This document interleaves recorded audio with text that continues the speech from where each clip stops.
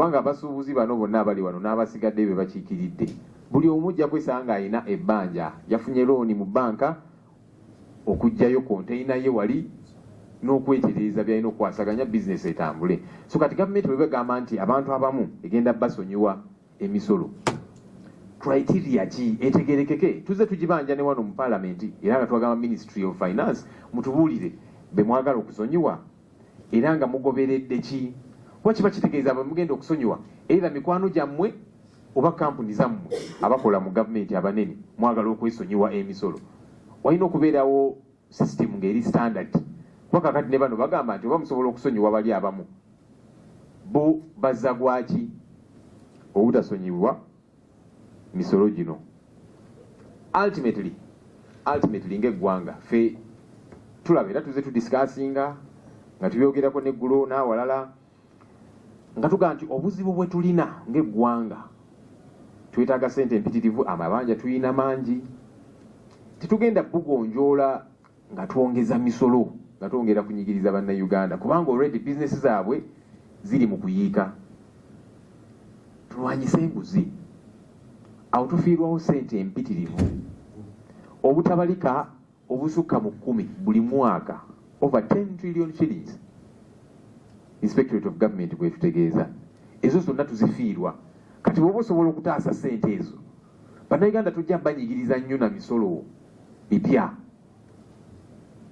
kubanga ssente ezo oba ozitaasiza ababbi tubamanyi naye tebaagala kukolebwako, tebaagala bakolako. Owulira omu ono omubbi wange mumuleke, kakati IGG ababbi bagendeko mpola, bona obalemerako ssente ezo ze babbi bajja zitwala awalala, waakiri bazisiga wano. Basiga mu ki? Bazimba bizimbe byabwe bo nga bo tebazimbira ggwanga. So kati kyetulina okukola tukimanyi, tukole ekyo. Otherwise tujja nyigiriza nnyo bannayuganda paka kutuukawa kubanga ezo ssente singa tuzitaasa zaalikoze ebintu bingi, singa tukendeeza ku kwonoona ssente y'omusolo kubanga waliwo ezibbibwa, waliwo n'ezoonoonebwa. Notululira nti State House ekozesa buwumbi bwe buti buli lunaku, anti kakati eno waliwo eziyisinganya buwumbi na buwumbi. Ebintu ebyo bimalamu ne bannayuganda n'abasuubuzi okusasula omusolo kuba abagamba neesooka oleke tusasula omusolo, service delivery tetumulaba, bagenda mu malwaliro teri ddagala, enguudo ze batambulizaako ebyamaguzi mbi, emmotoka zaabwe zisiba mu garagi naki. Kakati service delivery tebagiraba, ate ssente balaba zibbibwa. Kugamba nabo tubawe incentive. Waliwo amawanga nga bannansi basasula emisolo up to 50 or even 60%, ebitundu nga 6 ku buli 100. Amawanga eyo agamu. Naye nga omuntu asasula omusolo talina nnyo buzibu kubanga amanyi nti yes omusolo nsasudde munene nnyo, naye wagenda mu ddwaliro afuna obujjanjabi bw'obwereere nga bulungi. Atwala omwana we ku ssomero n'asomera bwereere ate nga mu ssomero eddungi, infrastructure weeziri, bizinesi nga ziyambibwa. Kati ffe tekikoledde bannayuganda kyodoola kwegamba bagamba beekyaye kubagamba akasente akatono ate kasigaza ne wagenda mu ddwaliro kati alina okutwala omwana mu private hospital n'ebirala. Ensonga zino kikulu ntituzikwasaganya. Njagala maliriza nga neebaza abasuubuzi kubanga ndabalabye nga mwekalakaasa abamu ku mmwe muggalawo amaduuka gammwe mu mirembe mugamba nti nedda kino kikyamu kimala kimala. Tusigale nga tuwolesa obutali bumativu mu mirembe nga tutambulira ku mateeka era tugamba poliisi abantu bano tetubatuuke kuteekako nnyombeera. Twawulidde nti bagezaako okukaka abantu abamu mugulewo amaduuka agammwe lwampaka be bateekamu akasente kaabwe. Kakati bali mugamba nti nedda kino kikyamu, tubawulirize era ensonga zino zikolebweko mu buli ngeri yonna. Waliwo yankubye akama n'aŋŋamba nti abasuubuzi bano buli we tuba nga twekalakaasa bagamba waaye tebitukwatako ebyo byammwe. Munnange kitulwanyisa, omanye obukulembeze bwe buba nga tebutambula bulungi buli kimu kijja kubeera affected. Kyodola mu parliament tulwana ne tulwana olwo namba zaffe ntono ne bayisawo kye baagala tusigala nga tuli mu kukukuluma. So kyetuliko kulaba nti embeera zino zonna zikyuka era tubeebaza kubanga mugassa amaloboozi gammwe ku gaffe. Eno petition yo tugifunye era nga ngenda tegeeza speaker mugambe nti waliwo petition eno nkulu, tugiprioritizinge, tugiwe obudde era tugyogereko era ne bannaffe abali mu NRM tubakubira omulanga muleme kwenyumiriza mu kyakugamba nti mwe mulina nnamba ze mwetaaga muyinza okukola kye mwagala okukola. Tuwulirize abantu bano be basasula omusolo oguddukanya eggwanga, tubawulirize. Bino tebiri mu politics. Abantu bano sibabuuzizza mpozi ntalo ono yekka yagambye nti yasaplayinga aba NUP oba NUP simanyi, naye ojja kwesanga nga mulimu n'aba NRM, nga mulimu n'ababy'ebibiina ebirala n'abatalina gye bagwa. Kati bino si bya politics, bino bya ddala. Abantu bano tubawulirize. Very quickly in English, who have come to bring a petition to us here at Parliament because they've got concerns, and these are critical concerns that have got to be listened to.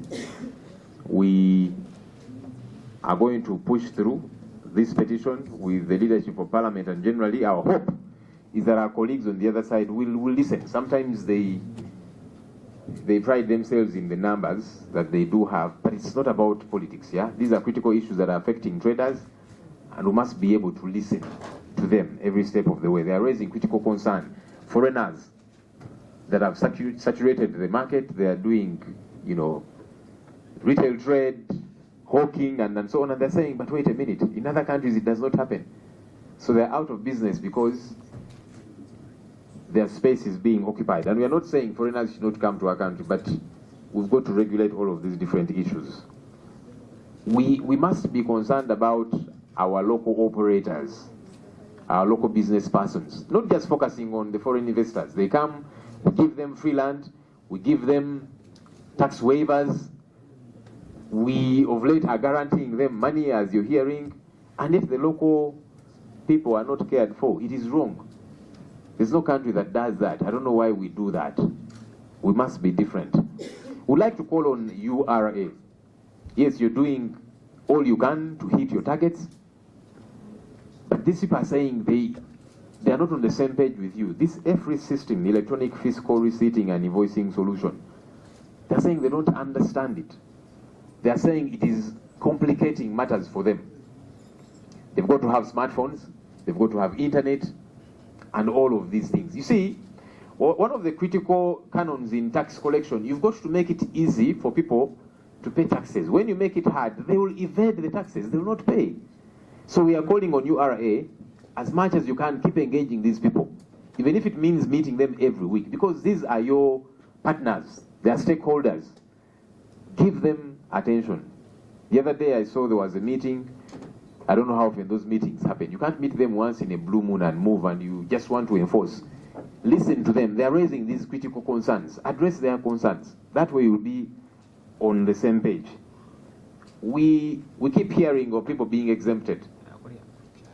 Investors, there's proposals to exempt them from certain taxes, stamp duty and others. There's proposed tax waivers. We keep asking Ministry of Finance, give us a list of waiver you want to waive taxes from businesses and the criteria you used. Because they keep saying some of these businesses and these business persons are heavily indebted. If we don't waive their taxes, their businesses are going to crumble. These people are indebted too. They've gotten loans from banks. What's good for the goods should be good for the gander. Gold exporters, they're not bothered. They don't pay taxes, billions of shillings, and we understand there's a directive to say, leave them alone. But why? Is it because, as we hear, it is actually government people that are, doing this gold exportation, so they don't want to pay taxes? That it is probably family members who are connected to powerful people in this country? Because otherwise these things do not make sense.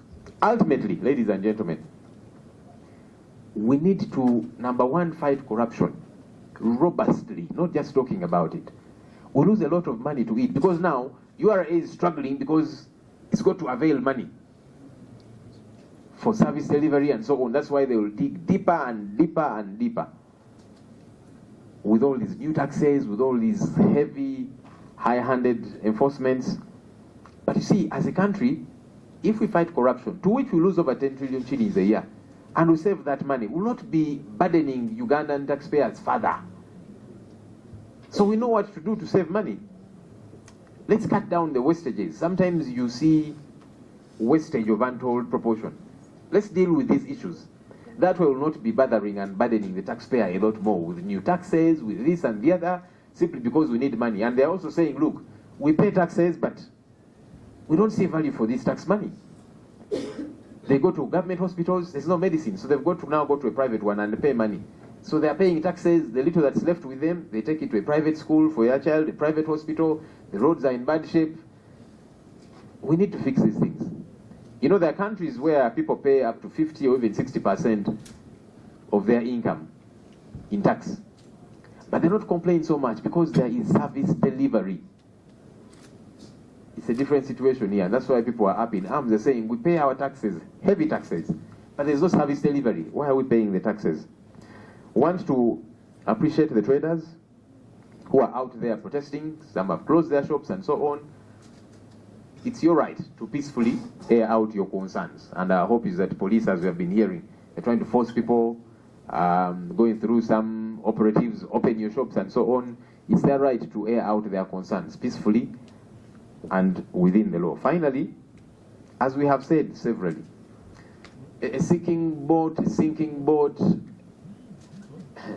affects everybody. And that's the situation we are grappling with. When we talk about these situations, some people think we are simply politicking. No, you'll all be affected. And somebody was saying, you see, some of those traders, when we are raising these concerns, they say, this doesn't concern us. Well, it might not be all of them. Maybe some are the ones that have that attitude. But everybody will be affected. It will come to your doorstep. Everybody will be affected. So let's join hands to see to it that we fix these challenges, these leadership challenges that we do have. That's where it stems from. And that way, our country will get better. So we're going to receive the petition, and we are going to push it through for it to be discussed. And we see how we push these matters, you know, whether it be with all of these systems that are not fully understandable. Why can't it be halted until it is properly aligned? Yeah? These taxes that are being proposed, like we are saying, we can find money once we deal with corruption and wastages and so on. So all these are critical issues that we have got to address. On our part, we shall speak out. And we are glad you're adding your voices to ours so that people don't think these are just opposition people. These are not matters of opposition. These are matters of the people of Uganda. So want to appreciate you. Maybe I'll formally now will receive the petition and then we push it through.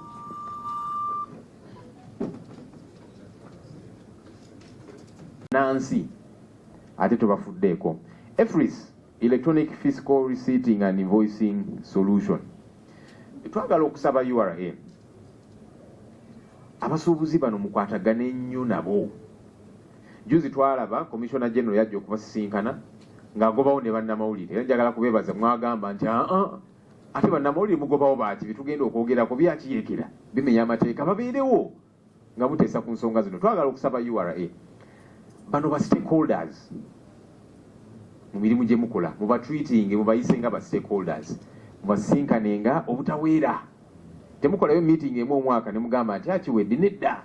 Bano bwe kiba kyetaaga basinkana buli wiiki mbasinkane kubanga omusolo mugujja mu bbo okutuuka ku targets ze mwina nga URA. Wabeerewo several engagements. Wakati bali mu kwemulugunya ku every system tebagitegeera kimala ate kakati mweri muli ku enforcement. Omuntu agamba bannange muneetaaga okubeera ne smartphone sikirina, alina katooki. Kimwetaagisa okubeera ne internet tagirina, mwagala akole ki bannange? Emisolo engeri gye gitambula waliwo cardinal principles nti omusolo olina okwanguyiza oyo agusasula asobole okugusasula nga teyeemulugunya, kwegamba aleme kuwaliriza nnyo mpaka. Kakati bw'obanga tomuyambye omusolo ogwo okumwanguyira tajja kugusasula. Kyobudde abantu badojinga emisolo kubanga already agenda kuwa ssente ze, n'ate omukalu obiriza okuzikuwa kati aba agenda kukola ki? Kati so nene ensonga ya EFRIS naye bweri URA egamba nti yes tugitaddewo okuyamba URA okuŋŋaanya emisolo, naye abantu bano bagamba nti tennategeereka gye bali, ebanyigiriza. So URA tubasaba mwengeejinga ennyo abantu bano bategeere ki kye muliko era nabo mubawulirize.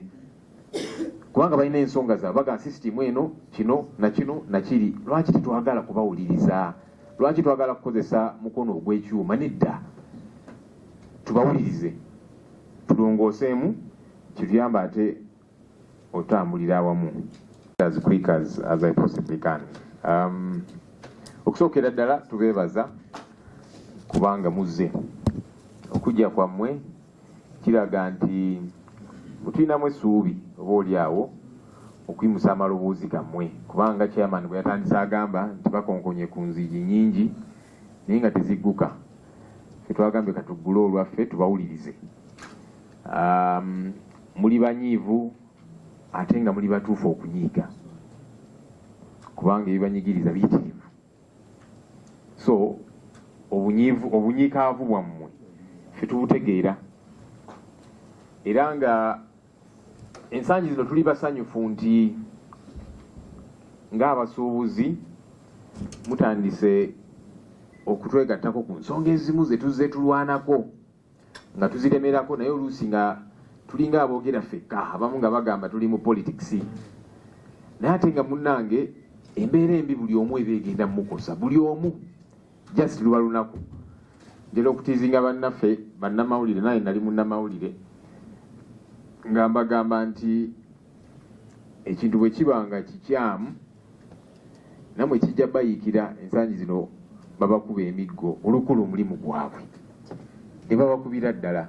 So fenna point gye making nti fenna buli omu waali embeera embi, obukulembeze buba nga tebutambula bulungi, fenna bujja tukosa.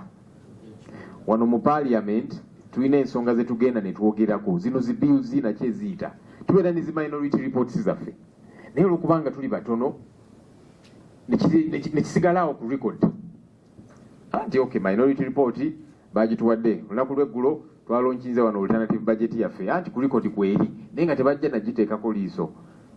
So kikulu amaloboozi ne gavaayo ne gatwegattako.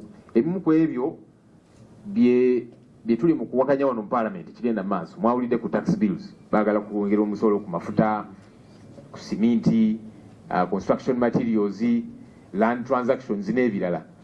Kakati obuzibu obuliwo nti ba stakeholders babadde olunaku olulumu lwakuna okujja mu committee, bonna ebbaluwa egenda fuluma lunaku lwanca enkyayiti, ba stakeholders bajje ku lwokuna, then ku lwokubiri report ereetebwe. Kati ffe tugamba nedda, ba stakeholders bawe akaseera akamala amaloboozi gaabwe gaveeyo. Bw'ogamba nti bonna ogenda ate no sina lunaku lulamba, saawa ziringa 2, mu saawa 2 ogenda wuliriza abantu bameka nga oyagala kubongeza musolo, naye nga tubawadde chansi nabo bawe endowooza zaabwe. Kakati ekyo tukiwakanya, naye tuli batono abakiwakanya. Kati amaloboozi gammwe bwe gavaayo kiyambako, kubanga ku lwokubiri bijja kuyita mugambe nti nammwe temutufuddeeko lwa amaloboozi gaffe kubeera matono. Naye kirungi nti amaloboozi gammwe nammwe gatandise okutwegattako. Kiba kiraga nti bino si bya politics, bya ddala. So kirungi amaloboozi gammwe gatandise okuvaayo, era tukubiriza n'Abannayuganda abali eyo, mwenna amaloboozi gammwe gaveeyo ku nsonga zino. Waawe oyinza okulowooza nti gw'oli safe, munnange teri ali safe, mwenna mujja kiwulira. Kakati specifics ze mwogeddeko, ensonga eya foreigners oba abagwira abajja wano, ensonga eno nayo tugyogeddeko ensangi zino, nga tulaba nti ng'eggwanga tufudde nnyo ku ba foreign investors nga bwe tubayita. Bajja wano ne tubawa ettaka lya bwereere, tubawa amasannyalaze ga bwereere, tubajjako omusolo okumala emyaka n'ebisiibo, tubawa waivers ez'enjawulo. Ensangi zino tubawa ne ssente. Kati nga bano abalubowa hospital babineti baani, ozze oli musiga nsimbi, naye ate ffe tukusigamu ensimbi, oba tokyali musiga nsimbi. Amawanga gana mwogedde ku China ekulaakulanye nnyo kati namba 2 mu nsi yonna, kubanga bafa nnyo kuba local investors abaabwe, kuba nansi balina bu factory obumu bulina mu zigaraji, mugendayo nnyo mubalaba, naye gavumenti yaabwe ebafaako nnyo okukendeeza ku misolo nakikyovudola buli ggwanga lyogendamu osangayo products za China, kubanga gavumenti yaabwe ebafaako. Ne wano we bali bayitirivu, gavumenti yaabwe ebafaako, cost of production nebeera wansi, kyobdola omuntu agenda mu katale ekyamaguzi ekive China n'ekikoleddwa wano e Uganda standard ne bwebanga yemu ekya China be eri wansi kubanga eri babakenderezaako. So tubeegattako okugamba nti nedda bannayuganda bafiibweko nga tonnaliisa mwana wa muliraano sooka okwasaganye omwana owuwo budget yaffe. Weewaawo ng'aba opposition tetugamba nti eggwanga teririna kusolooza misolo. Buli ggwanga lisolooza emisolo naye ate waliwo bye tulina okutereeza. Nga bw'ogendera bano abasuubuzi tulina be baggyeko emisolo be ba executinze. Honorable Sewungu. You have made a ruling which is Yes, in 30 seconds. In 30 seconds. Mr. Chairman, why I'm requesting one, we want to thank our guests, but to make the records clear, we have been fighting for you. Let me say this. The late Kayondo, I took him to the Speaker of Parliament on taxes regarding clothes. Secondly, Mr. Lopai, I'm raising these issues. There are things they have talked about that we need. We want all the correspondences you've made with the Ministry of Finance, Bank of Uganda, and Ministry of Trade to engage to enrich our investigation with you. So the assurance I'm giving you, we want to thank you very much for all the statements you have made. They are genuine. And our role, Mr. Law, you should be the one taking this mantle yourself, not delegating anybody to any relevant committee. Thank you, Mr. Chairman. Mr. Law. Eno yo abantu batandise giyita sokoola munda nti akuuma kasokoola munda ke baleeta olw'ensonga nti ye kokota bukokosi ne kooyina kubanga kati etoola ku magoba. Amazima gali nti mashini eno eri mu kuba bubbi bantu olwedde abasasula dde emisolo. Mu misolo gye tusasula wansi eyo tulinamu omusolo gwe tuyita ogwa income tax, ogwo bagutwala. Bannange mutuyambe ne authorities ennyingi eziyitiridde nga buli ejja ekuŋŋaanya musolo ate nga tetumanyi olwedde tuguwadde ate ne baleeta authority endala nayo nekulyoka ekuggyako ky'oyina. Tusasula income tax, tusasula VAT ku bintu bye tuleese, tusasula license eya KCCA okwo kwegatta nti ne byeyandituwadde ate neddamu nebitusasuza, ne tusasula kasasiro, ne tusasula toilet. Naye ng'omuntu alina ennyumba ya mitwalo 15 enansana akuwa toilet, naye landiroodi w'e Kampala gye tusasulire miliyoni 3 toilet tugisasula. Eyo nakyo kizibu ky'amaanyi. Ne tusasula amasannyalaze separate, nammwe muli ba landiroodi naye mulekeraawo omululu. Ekyo tusaba abantu bannange bakuŋŋaanyizibwako emisolo egibatuuse okwetamwa eggwanga lino. Ne tugamba bannange nti n'etteeka lya landiroodi n'omupangisa eryajja lyayitira wano n'eririmu ebituli bingi ekireetedde abasuubuzi okubanga tebali comfortable ne maduuka gye bakolera. Tubasaba nalyo mulitunulemu mu revising, tujja kujja tulyogereko nga lyo. Kakati tusaba mu misolo egyo gyonna gye tuwa bwe mugitunuulira ate ne tubaako gavumenti kyetujjako nga eringa ng'ekitujjako mu bubbi ye withholding tax eya 6%. Sente ezo ne zisigalayo naye tewali musuubuzi n'omu gwe baali bakoze eki baziddiza. Withholding tax atuyamba kinga ffe abantu abasasula emisolo. Tugamba tetugaana kusasula misolo n'emisolo mingi nti n'oguliwo essaawa eno mungi nnyo, naye ng'essaawa eno tugenda mu mwaka mupya financial year bagenda kwongeza emisolo. Finance yayiga kugatta ku bugasi terina we yawulirako. Bannange obutiko bukonye nti tuseeke ebijanjaalo kubanga n'emikadde gye nnyini tetukyagisobola gikola ki gisasula ate baleeta emipya. Tusaba mu financial year netandika emisolo egijja nga mipya bannange tubasaba nga parliament mugisimbire kuuli ekintu akaguwa katuli mu bulago. Nempunzika nga ngamba nti engeri gye tutuuse wano tusaba bwe muba muteesa ebiteeso tuteeseze ku kugaziya bwe tusolooza omusolo ewalala. Naye abakulu bano abasolooza b'emisolo basolooza mu kifo kimu okuva mu 9 mpaka mu 2024. Bamanyi nti abali mu maduuka bali organized, abaleeta container bali organized, naye nga waliwo ebifo ebirala ebirimu emisolo nga tegisoloozebwa, n'ekyo mukitunulemu kubanga abantu bangi weebali. Naye tuwunzika tugamba tutya nti tujja kuba basanyufu nnyo nga leader of opposition n'ababaka ba parliament nga muyimiridde ku floor of parliament nga musaba gavumenti eno esale ku bitongole ne ministries zezeegattagatta ne zitwala omusolo gwa munnayuganda omungi ng'ate ministries ezo zikola omulimu kumpi gufaanagana. Ate nammwe bannange mukkirize Nyamanto tugikayanire ng'eri mu nkwawa, musale ku misaala gye mufuna bannayuganda bafuneko akaweerero, kubanga amazima tuwulira eno nti ebitaano waliwo eyabitutte, waliwo eyatutte akawumbi, waliwo n'abalala. Bannange tuwulira nti ekintu twekanga nti zetuwaayo ne tugenda e Mulago ne tutasangayo ddagala, ate waliwo abamwalato n'abazitwalira mu kibaasa. Bannange kankomaawo ndabe bankubye nnyo. Kale kiro 2 zigula ena kitundu, kiro 10 ezivudde mu nnimiro, z'otaddeko omulimi, z'otaddeko buli kintu kyonna mani power newunzika ng'ensawo egula emitwalo 6. Bannange mutuyambe mwogere ne palamenti yonna ne bekikwatako tutereeze ebbeeyi y'ebyobulimi ey'abalonzi baffe n'abantu, kubanga abantu batamiddwa okulima era eggwanga essaawa yonna ligwa mu lutalo olw'enjala kubanga tukooye okulima ate ne tufiirwa. Ekyo nkimaze. Kangende ku nsonga direct ey'etteeka ate nga mwe abagakola gava wano.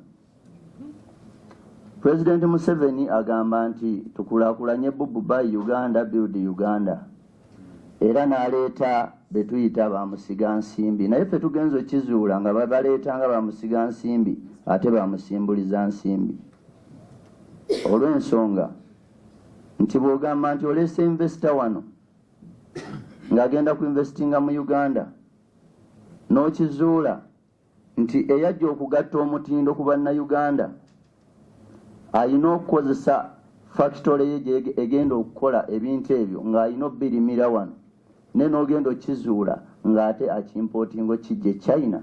Kitegeeza tukwata ssente ze tuwadde investor ono ate n'azisimbuliza n'azijja e Uganda n'azitwala China n'agula raw materials n'azikomyawo wano. Kaakati be bantu be tuli nabo.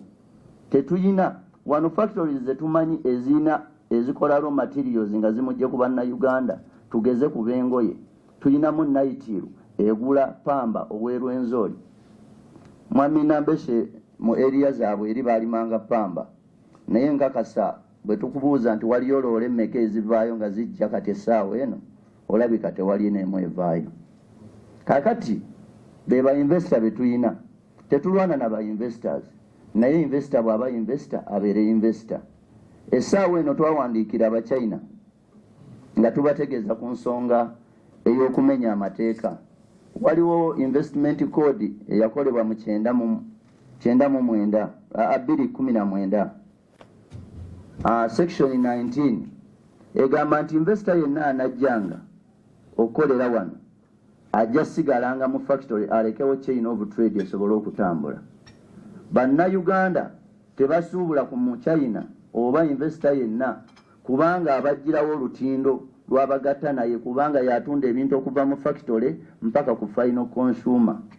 Nga bannaffe bannayuganda babasiba buli lunaku nga babasibira obutembeeyi, naye aba enforcement omuli KCC n'abakwasaganya amateeka tebakwata ku kala njeru. Kitegeeza ffenna tulina okutandika okwekuba make-up okubaako kye tutunda nga tufaanana ng'abazungu.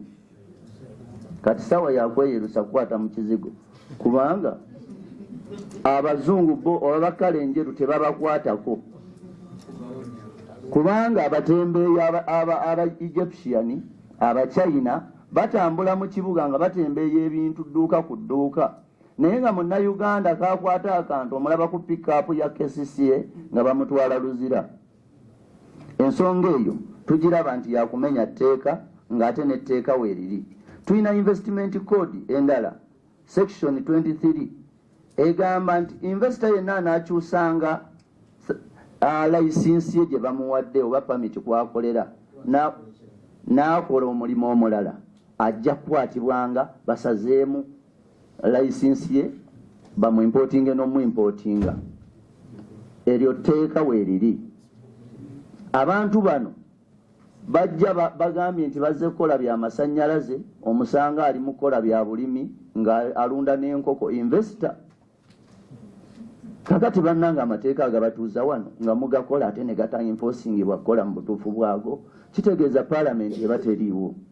Tubasaba mugoberere amateeka gano ogenforcinga gakole ebituufu, kubanga waliwo etteeka eritwaniriza ku airport nga tugenda mu nsi zino ez'abagwira ng'e China.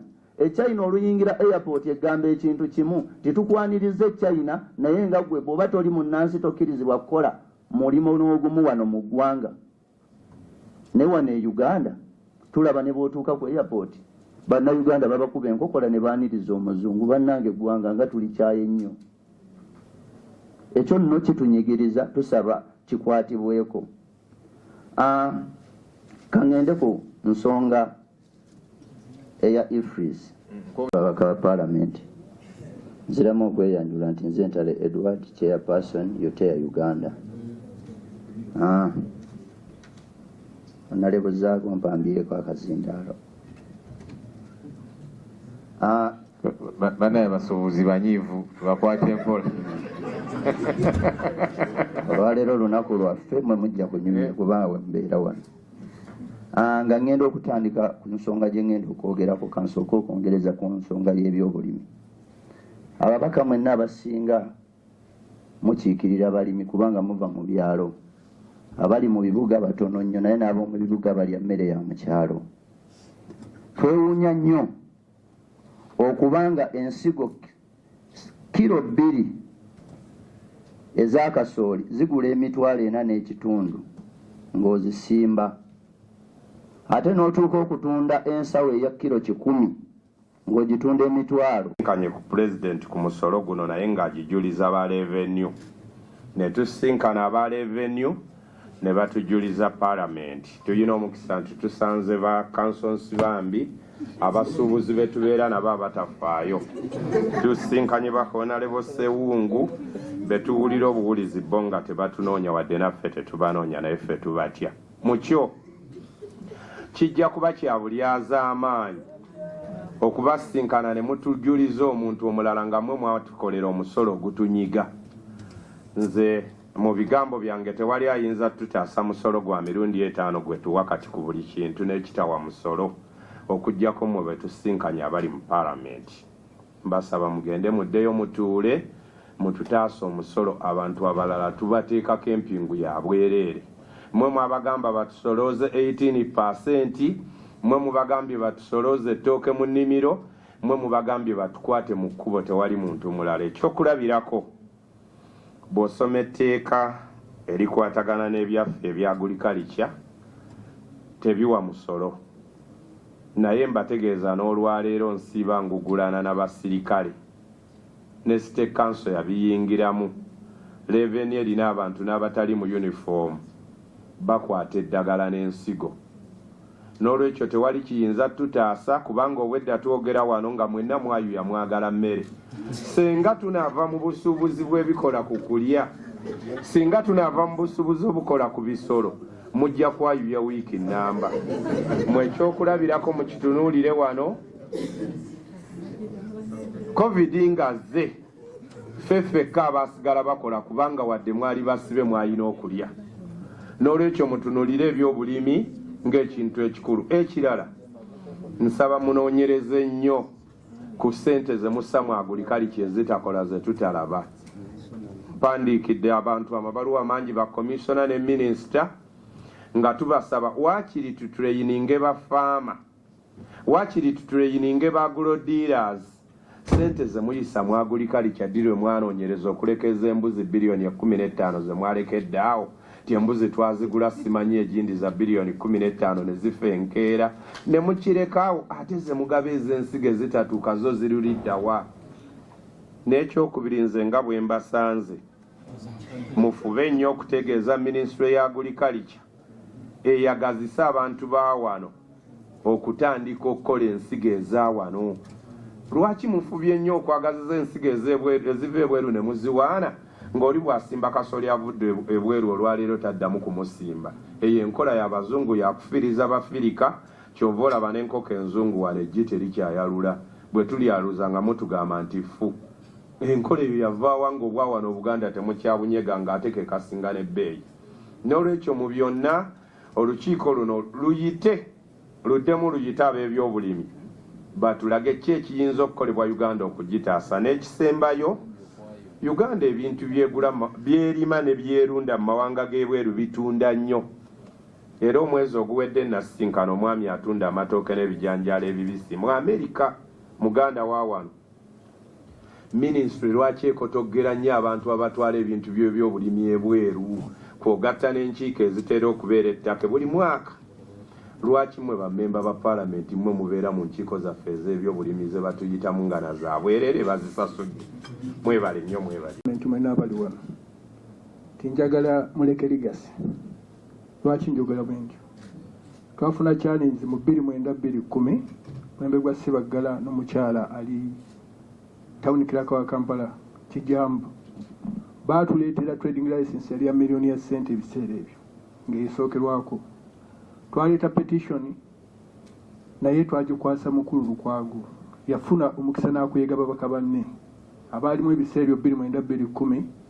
Twafuna omukisa nti Parliament yatuyamba etteeka n'erikwatako ya trading license nelidde emabega. Ne tufuna omukisa nedda mu miwendo emituufu egyagerekebwa era license tugisasula bulungi. N'olwekyo mbasaba ensonga gye tuleese wano si kusiika binyomo. Tuleese ensonga etukuba tumaliriza. Bwana azaako ebitebi musajja musuubuzi w'amaanyi yo tuboogera naye be bali mu mbeera ffenna etukubira awamu. Enogoonya buli omu ekola ki? Ejja mumira bwe yasama n'ensolo egikola ki? Egirya. N'olwekyo fe abasuubuzi nandirowoozezza nti si bujeemu bwa kutawa misolo naye waliwo obulyazaamaanya nti ddala batutaddeko ekintu ekitategeerekeka abantu baganya okutegeera. Abasuubuzi b'omu kikubo benjogerera tuli bayiribi. Ebokisi emu eribwako emikono nga 10 nga buli omu agiryako sinjiro 10.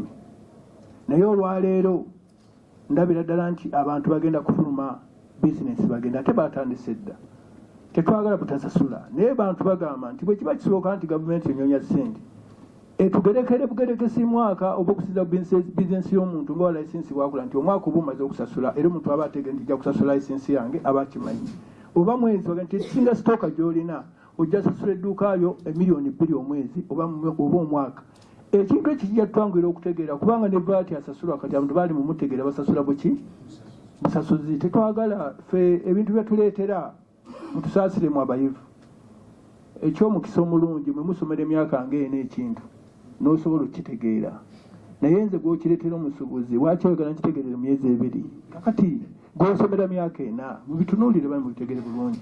So n'olwekyo tetuzze mu bube naye tuzze ku lw'embeera enyigiriza munnayuganda. Ffe abasuubuzi twetandika ffekka ne twebeezaawo n'ofuna essente zo.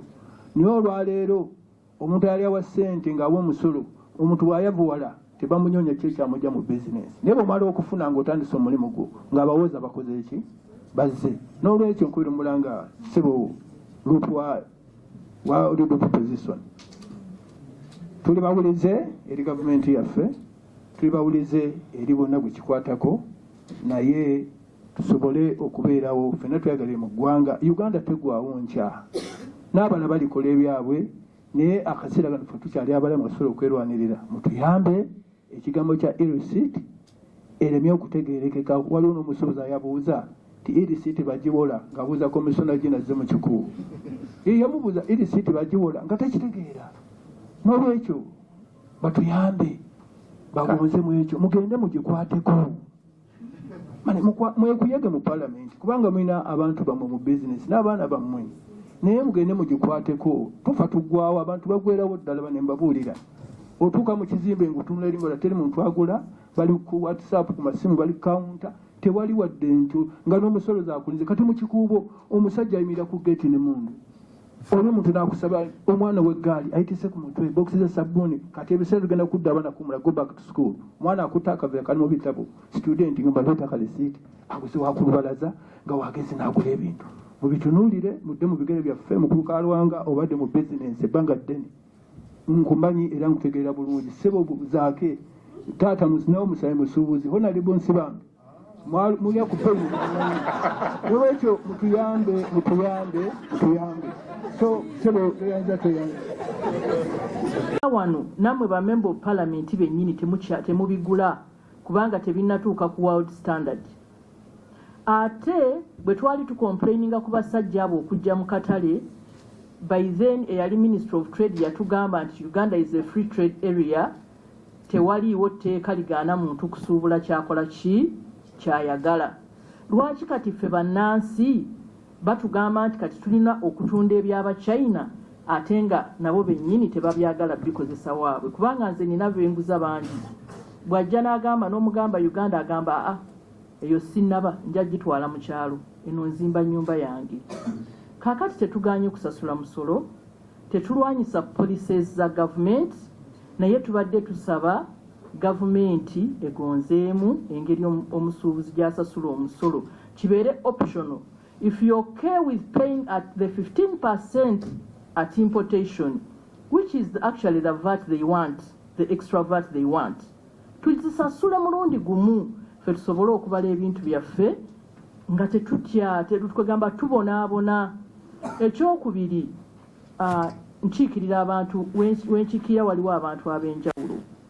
Waliwo omuntu omu yantuukirira atunda mmere, alina kampani gy'asupplying emmere, era twatuula naye ne tubala. Yasupplying emmere mu kampani emu, abaguze emmere y'abakozi ya siringi 650. Kati siringi 650 yabawa invoice ya $229,000. Bw'abawa invoice ya $229,000 yali alina okuteekako VAT of 18% according to the EFRIS, nga zibeera $3,420,000, nga yo already government bagicollecting the 5.2. Company just supplying nemugamba nti they were supposed to retain a 6%. So when they retain the 6% is 1.74 ku $229,000. Ate ne bamugamba balina retaining another 6% of VAT. That was a 12% of the 29 million shillings. Ne babeera nga bamuggyeko $3,348,000. Jjukira eno mmere, ate nga EFRIS egamba nti bw'oba oyagala VAT wo olina okusalako VAT gwe wasasudde at point of purchase. Kaakati ebijanjaalo, amatooke, omuceere tebiriiko VAT. Nti omuntu bw'aba abigula, ennyama, enkoko tebiriiko ki, tebyatractinga VAT. Bweba tebyatractinga VAT, talina ngeri gy'ayinza kuclaiminga VAT gwe yasasula ng'agula. Ekitegeeza nti emiliyoni baba bamuggyeko $8,700,000. Naye logically bwe tudda mu buntu, omuntu emiliyoni bw'abanga atunze emmere ya $229,000, 20% aba yafunyeko $5,800,000. Kaakati ate gwawadde emmere n'aretaininga $3,445,000 n'asigaza $2,230,000. Wakolera asasulawo abakozi abasasula, ate nga alina kosi endala ng'omuntu. Kakati eno system ya EFRIS bwetyo bweri. Abantu wansi eyo mu myezi 6 okuva kati, njagala mbabuulire ba members of parliament, mugenda kulaba omuliro. Abantu ebizimba, abantu balina ebizimba anytime byabika. Bwe mulaba ekintu kyonna ekiriwo kijja kuba kisitegeeza nti abantu tebafiiriddwako. So we are fighting this system etawuliriza muntu wa wansi, kubanga different sectors have different challenges.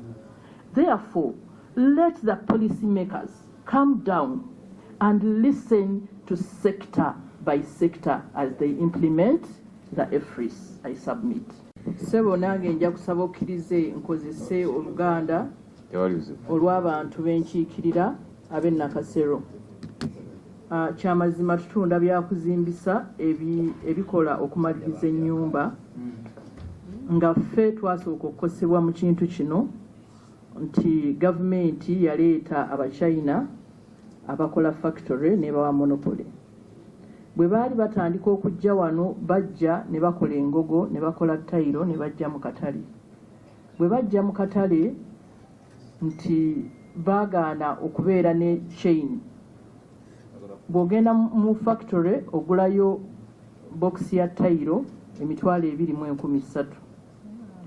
Abavubuka bajja mu katale ne beegatta bataano nabo ne bagenda ne babawa container eyo.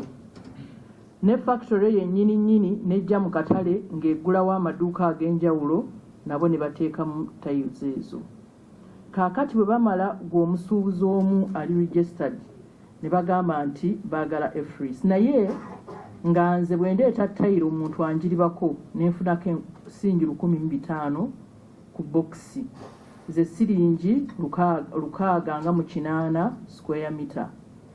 Nina okusasula rent, nina okusasula abakozi, nina okusasula bank, nange nina okubeerawo. Kizibu nnyo okusasula EFRIS eyo kubanga ffe bizinesi yaffe ebiseera ebisinga ekolera mu mabanja ate abantu bangi tebasasula. Naye ng'eri mu factory bwe tuba tujjayo tiles ezo oba ewa distributor tusasula cash. Katwandibadde tusaba nti ffe EFRIS eyo bagiteeke ku factory tugisasule ng'omulundi gumu. Bwe tutuuka wano mu katale engeri ffe gye tumanyi nti oluusi ba member of parliament munansonyiwa naye oluusi mutwala tayiro nga mutandika mugenda okumala amabanja aga campaign nga myaka 4 osasulira ssente zange ze watwala. Kaakati ate nga EFRIS yo eyagala buli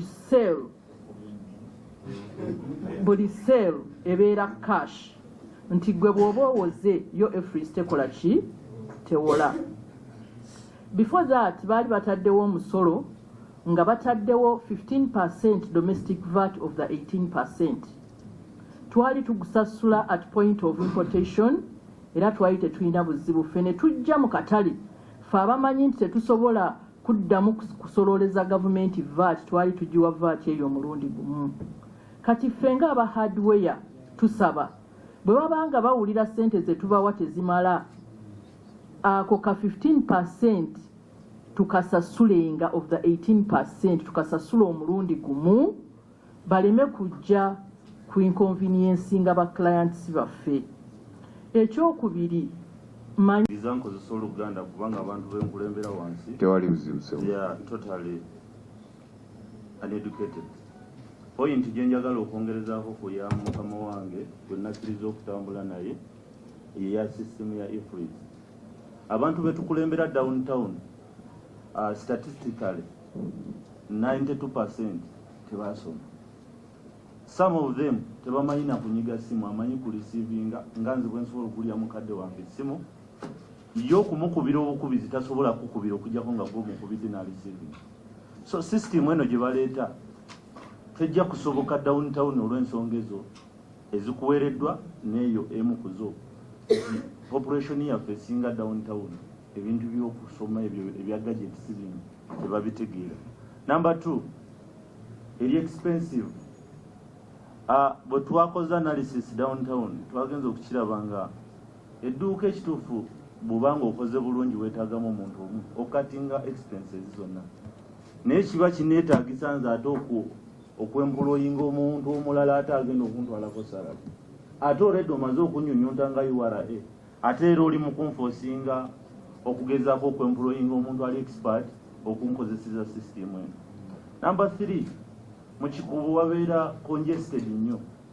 Ebiseera ebisinga osobola okufuna abasuubuzi nga 16 nga baagala item emu. Kati okupankingamu system eyo olabira ddala nga kitwala obudde bungi nga ate era tekijja kusoboka. Ne kitulemesa era ne tubuulira URA nti ekituufu eriya gy'oli mu kwapulayinga mu sisitimu eyo si entuufu. Ensonga eyokusatu, ffe waffe 76%, bino bye mbabuulira is a reality. Abantu abasinga they are not importers. Oyinza okwesanga Mr. Mukasona aleese ebintu naye ng'abantu abamulyako balinga 150 emabega. Kiba kitegeeza bw'oŋŋamba omutembeeyo n'agenda okunjiribako ekkooti eno, kiba kitegeeza ono Mr. Mukasa alina okumpa e-receipt. Ate oluusi nga gye ŋŋenda okunjiribira mukulu wange oli, ekkooti eno ayinza obutagitwala. I have to take it back to the owner. Already amaze okwissuinga e-receipt, sigitunze, ate client wange tagitutte. There is a lot of confusion in that system. So tusaba URA si mu mutima mubi ne gavumenti yonna okutwaliza wamu. System eno egi applying ku bantu abasoboka yatuleetera ba investors. Ffe tujja basangayo eri batuteekeko influence yaabwe, ffe tetulina buzibu.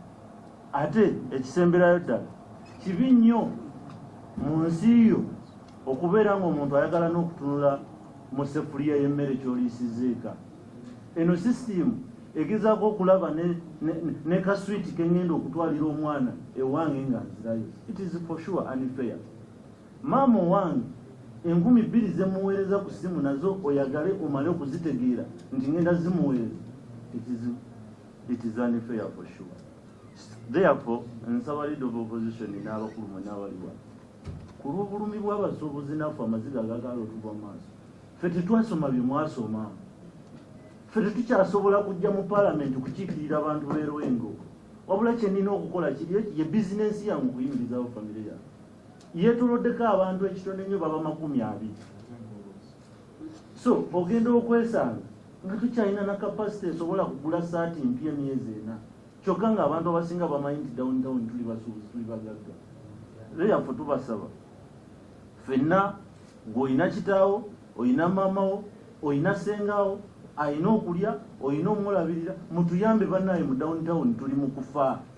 Emirimu gyaffe giweddewo, Abachina bagitutte, simanyi oba gavumenti yagitunda, kibeetubuulira, tumanye nti tugenda kulunda nte waffe, tugenze kulunda mbuzi, tuve mu busuubuzi, kubanga bulabika bugaanye. So maliriza nga nsaba paalamenti mumukola amateeka. Kyannaku nnyo ebintu ebiyitawo biyita wammwe. Lwaki mukola amateeka nga ffe ba stakeholders temumaze twebuuzaako? Kuba kati eyo nga sisitimu gye mwafulumye ndi mugikubamu ebituli ku ssaawa eno, ate tukyakola n'observations endala nnyingi. Soogedde ku dead stock gw'oyagala kuteeka ku influence, gwe naagula enkoloosi y'ekkooti, bwe naagikuguza kubanga n'Abachina batusuubuza ebintu. Ogenda okugira bwoti ekkooti Mr. Joel ng'erimu ekituli nga zisobola gikuguza. Already omaze ogiteeka ku sisitimu ya influence, bwe naagikuguza onaagikiriza. So nsaba paalamenti mukkirize wabanga waliwo omuwaata okugenjirira aba stakeholders nga mufulumya amateeka gonna mumale twebuuzaako. Ffe tetwagala bifo byammwe, ffe twagala buweereza downtown tusobole okukola emirimu gyaffe nga tuli balambulukufu. Era njagala bakakasa sente zonna ze mufuna tuli wiringo zibawa mumunyirire, ffe tukogge naye nga tusasudde gye tusobola okutegeera. Ffe tulina buzibu baganda baffe, naye mututerewo emiwaato gye tusobola okuyitamu okusasula omusolo ogw'entegeera, ate nange nsigale nga neeyagala. Bannaye tuweddewo, mwebale nnyo, mwebale ddala. Yes, I also want to expound more. Yes, sir. I'm Mukasa Joseph, a member of UWATA under Kasita umbrella. I want also to expound more on the influence system. We've posed a question to some of the URA officers, including commissioners and the junior officers, but none of them has come up with with the most appropriate answer that can satisfy us. We posed the question of a dealer of merchandises like sugar, somebody who buys a bag of sugar at 250,000 from a manufacturer. He goes to his shop, he sells that bag of sugar at 252,000. That person is supposed to collect VAT of 18% of 250. That translates into 45,000. But his profit is 2,000. I asked the Commissioner of Domestic Taxes that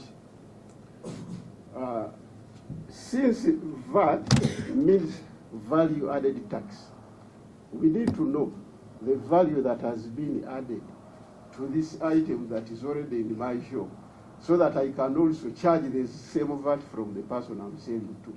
Somebody is making a profit of 2,000, but is collecting 45,000 and submitting it to URA.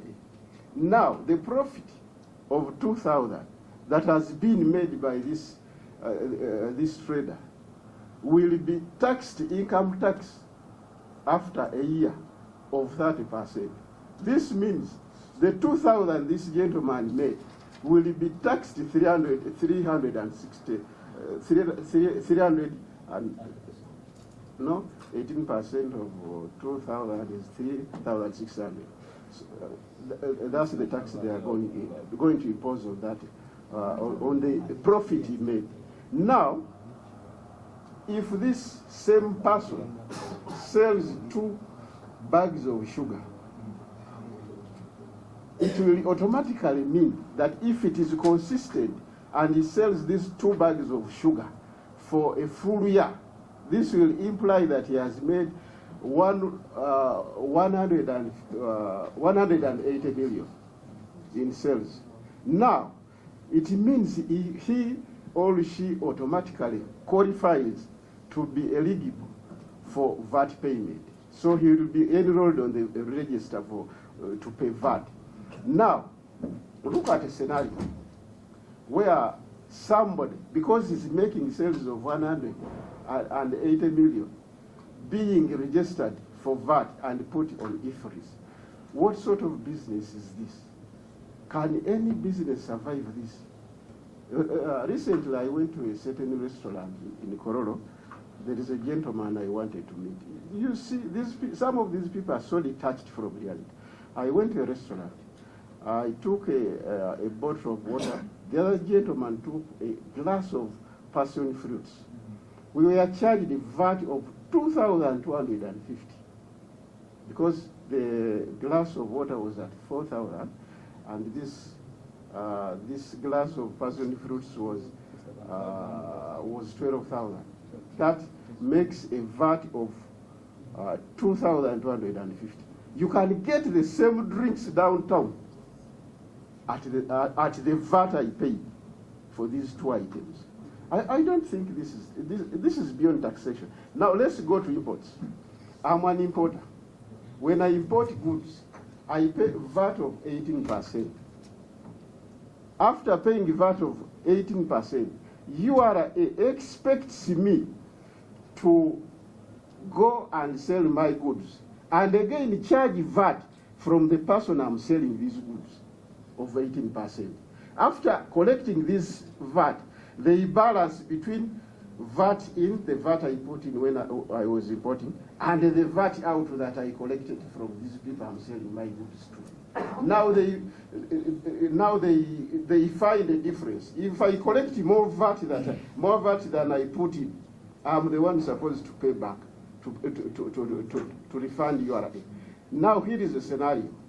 By the time my goods leave those warehouses of mine, goods worth 2 million have already been stolen. I'm beginning to lose. They are stolen by those people who manage those warehouses. I have a scenario. Definitely. I have a scenario where one of our traders lost goods worth 15 million from their bonds. It's called Mastra in Ruzira, and it's not the first one. My brother-in-law lost a full engine that he had imported to pay tax for. It was stolen in Mastra bond. Now, after living with my goods, you expect me to sell, and they find a difference between the VAT in and VAT out. We are suggesting that since I've already put in my VAT, I have already paid my VAT, why don't you leave me and I go and tussle with those people? Because the moment my goods are stolen, it will be a double loss. You will charge me for the VAT out that I collected, and I've already made a loss. Look at a scenario where you reach your shop after losing goods worth 2 million. Now I'm at my shop transacting business. I make a loss of 10 million. These goods will be deemed to have been sold by me. So the taxman will be waiting for the VAT out that I collected. I think this is beyond taxation. I beg to submit. Okay. 18 and 6 and then the 35. Sincerely, you cannot sell any cloth and you remain with a small anything like a profit. So before we could maneuver and you try to find other avenues, but we decided, let us go clean, let us meet our tax obligation. So what has happened? That our customers who used to come from Rwanda, some by even Kenya, some from Congo and South Sudan, have totally diverted, and almost we have donated the market to Kenya, because you cannot compete with the Kenyan when you imported from China. So the dollars, all the money which we could at least make the business, our community a little bit healthier, it has been diverted to Kenya. So we think that the government misfired on this, because it could enable Musoke bring like 10 containers, but now we feed it even with 1 container. So logically, they would have collected more taxes if the taxes were flexible, because the demand could be bigger. Secondly, it could avail with more varieties on the market. For instance, if Nightil produces a shirt and also we import from Turkey, from China, these Congolese, they love style. So even they could take more pieces. So it could boost business. But you find that the government has been so reluctant to handle that challenge. The third concern was about the unfair implementation of the free system. With a lot of enforcement, with less sensitization, and given not considering the digital adoption and the ability of our members, who are a little bit illiterate, because we thought, but you find that the response, we haven't got timely response. When we engaged our sectoral leadership, because of your aggressive and unique leadership style, they advised to approach the office. So we are so humbled. I know the business community is very well concerned about what is transpiring currently in Uganda and even the public at large. So why we petitioned, this struggle started last year in July, after the concern from the traders around Nabugabo, seeing Chinese starting to open shops to compete with our members. Furthermore, it brought other concerns when we saw Egyptians hawkering and even providing flasks on credit throughout the country. So when we went and engaged the Chinese, that's when we heard that already they have set up a factory in Mbale. So we got a group of leadership in the business community and toured the facility in Mbale. So when we reached there, the fact is we saw that certain processes which are being done on some textiles, like jeans. Later, we discovered that most of the raw materials is being imported in Uganda. But with the information we had got, they had told us that they process cotton and make textiles here locally, but it was a false. So through those engagements, we advised them that we, the traders, we are willing to buy from them on condition they don't hawker and then even start distributing the gin throughout the country, because it creates direct competition within our members and them. So they agreed, but unfortunately, what is happening currently in Nabugabo, they hired even hawkers now, so they are... You'll introduce yourself, maybe, first, then we'll see how we start. Just use the mic. No. Kasikeka.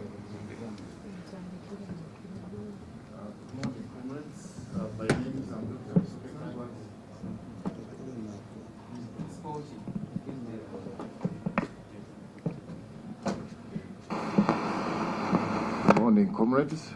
By name is Dr. Msoke Thaddeus Nagenda, Chairman Kasita, Uganda. Okay, you'll keep that because you... Agange Zentale Edward, Chairperson THIER Uganda, ndi musuubuzi wa ngoye, ate era nga nze neebaza n'ennuupa eno kubanga nze njambaza obukofiira obwo bwe mwambala. So mwebale kumpagira neewaddeyo. Yegwe bulijjo poliisi ewamba ffe nga omutuufu gy'oli supplier. Supplier yenze.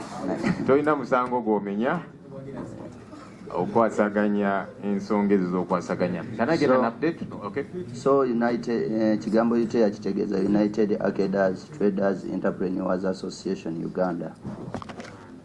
So ku nsonga eno tukwataganira wamu ng'abasuubuzi ebibiina twegasse wamu Kasita, THIER, Kafo okulabika nti tutuuse eddoboozi lyaffe mutuyambeko kubanga nannyini mufu yakwata ewawunya kati mukwate ku bigere katukwate ku mutwe weewaawo. So tusaba wetuze wano tugatte eddoboozi eryawamu ate era munaatusonyiwa na wadde tukyadde wammwe ne tuli banyiivu mutwebuuzagana amateeka agatunyigiriza nga abasuubuzi gayitawa ate nga nammwe mu parliament mutuddemu.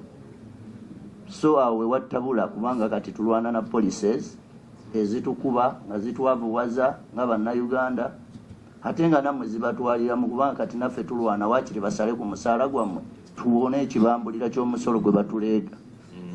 Weewaawo asimbudde. Vice Chairperson Nakasero Hardware Business Association naye nga tuli under Kasita. Vice Chair Owachi. Nakasero Hardware Business Association. General Secretary Kampala Kedaz Advocacy Forum, and right now we are partnering with Kasita to complete this cause.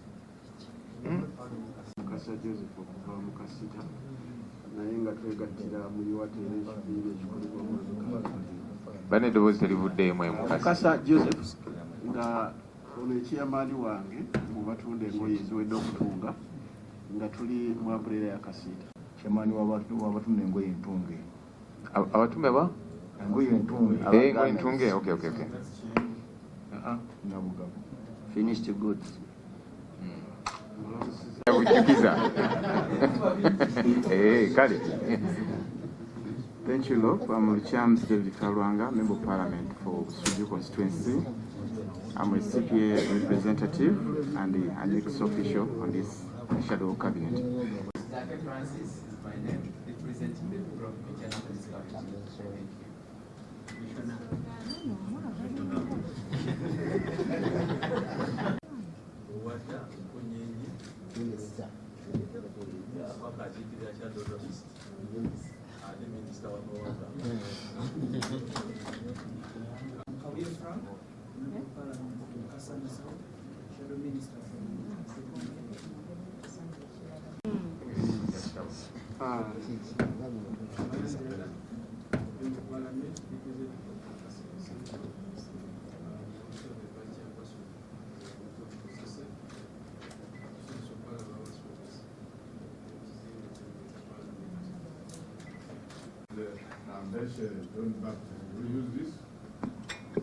Ambeshe John Baptist.